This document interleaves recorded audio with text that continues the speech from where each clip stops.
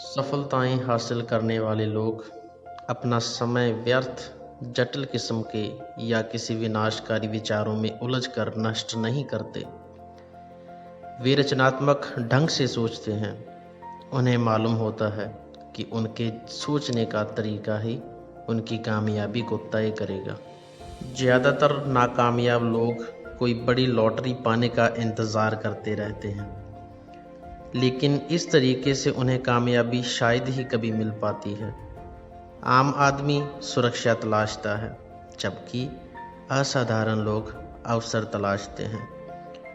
ऐसा क्यों होता है कि कोई इंसान अपनी सफलताओं की कहानियां लगातार लिखता जाता है, जबकि दूसरे लोग तैयारी ही करते रह जाते हैं?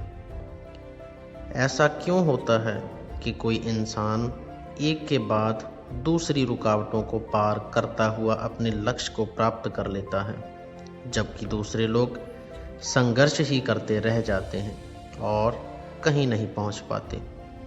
10 दिसंबर 1903 को न्यूयॉर्क टाइम्स के संपादकीय में राइट बंधुओं की सोच पर सवालिया निशान लगाया गया, जो उड़ सकने वाली हवा में से भी हल्की मशीन का आविष्कार करने की कोशिश कर रहे थे। इसके एक हफ्ते बाद ही किटी हॉक में राइट बंधुओं ने अपनी मशहूर उड़ान भरी। 65 साल की उम्र में कर्नल सैंडर्स के पास पूंजी के नाम पर एक पुरानी कार और सामाजिक सुरक्षा योजना से मिला $100 का चेक ही था। उन्होंने महसूस किया कि अपनी हालत बेहतर बनाने के लिए उन्हें कुछ करना चाहिए। उन्हें अपनी मां का फ्राइड चिकन बनाने का नुस्खा याद आया और वह उसे बेचने के लिए निकल पड़े। क्या हम जानते हैं कि पहला ऑर्डर हासिल करने से पहले उन्हें कितने दरवाज़ों को खटखटाना पड़ा? एक अंदाज के मुताबिक पहला ऑर्डर हासिल करने से पहले उन्हें हज़ारों दरवाजे खटखटाने पड़े।